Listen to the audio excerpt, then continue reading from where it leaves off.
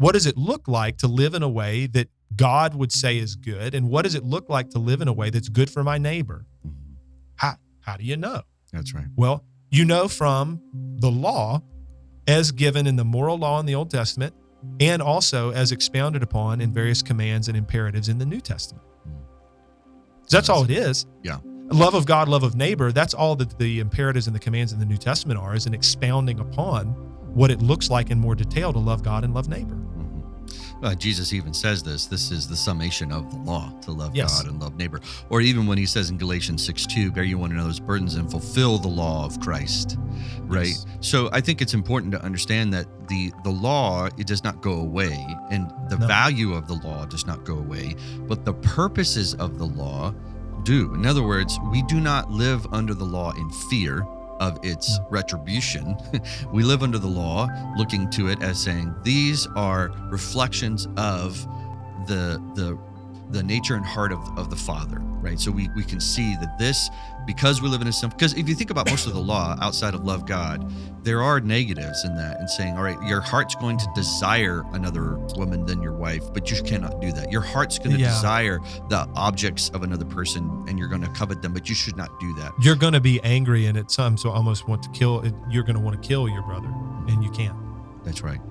But when we fail in those areas, which 1 John says you're going to fail.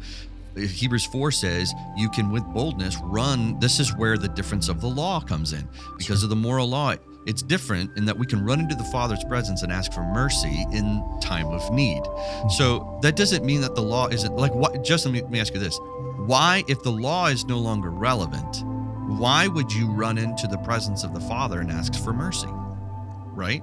Because you violated the law. Right. You understand what sin is. That's right. I mean, Paul says this. We know what sin is because the law exists. That's right. How do you know that you should honor your father and your mother? Yeah, you intuitively understand these things, again, because this law is written into you.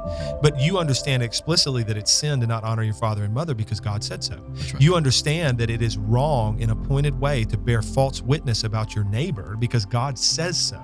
And these are all things in your sinful nature that you're naturally going to do because you're naturally self-absorbed and self-interested as a fallen human.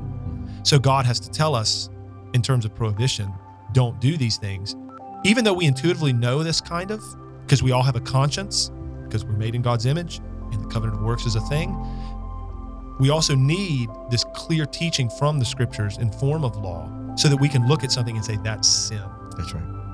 Yeah. Well, under the old covenant, if they did not abide by the law, they could be kicked out, if not killed, of the community. Under the new covenant, this is what's so glorious, is that Jesus says, I lose none, right? We are adopted children. There's nothing that can separate us from the love of God. So we love those passages because they draw us into the heart and protection of the Father. But yet the Father then says, your heart, I mean, this goes back to Romans 7. Your heart's going to desire things that are contrary to me.